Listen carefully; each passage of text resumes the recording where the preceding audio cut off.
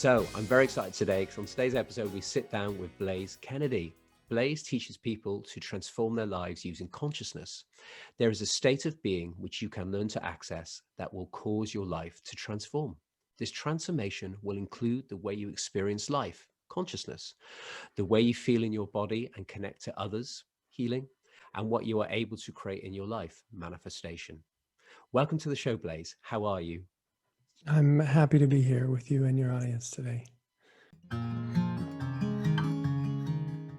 What is this conceptual existence of Owen Morgan, podcast host? It's how hooked we get into this identification. And that's what I've learned through the journey of my practice is as I started to not have that identification, it's just, the world just looks different. Just even through your eyes, everything looks different. It's so beautiful. Absolutely. And you described that letting go as one of the challenges. I would say it's the primary, or there are two main challenges that I see. One is being motivated enough to prioritize reality, the truth, consciousness, our bodies, our emotional state. Being motivated, a kind of a fire or an intensity that just really needs to know. Generating and maintaining that. If you look at human history, it seems to be there's a scarcity of that. That hasn't been the easiest thing for people to do. So, Owen, if you could just be my my fellow inquirer here, if you just name some of the things that you can see physically with right now in your room, in the space that you're in. So obviously I can see my computer, my sound gear, so my microphone, the cables, there's a lamp, and the table it's on. The rest of it is white walls. Great. So there's a kind of focus of our eyes that happens to pick out objects and to name them. That we take this for granted because this is how we operate. And it's just like reading.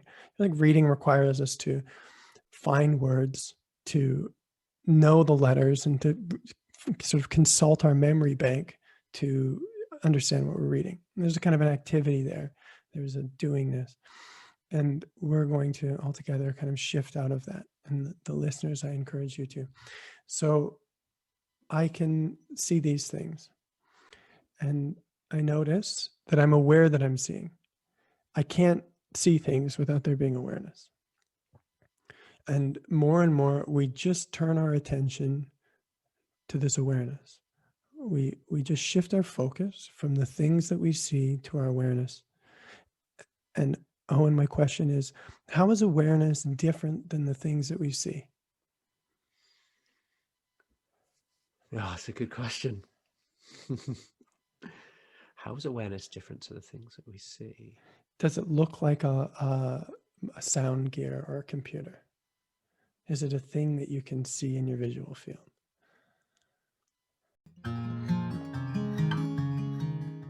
I am moving between what I experience and the experience of being aware.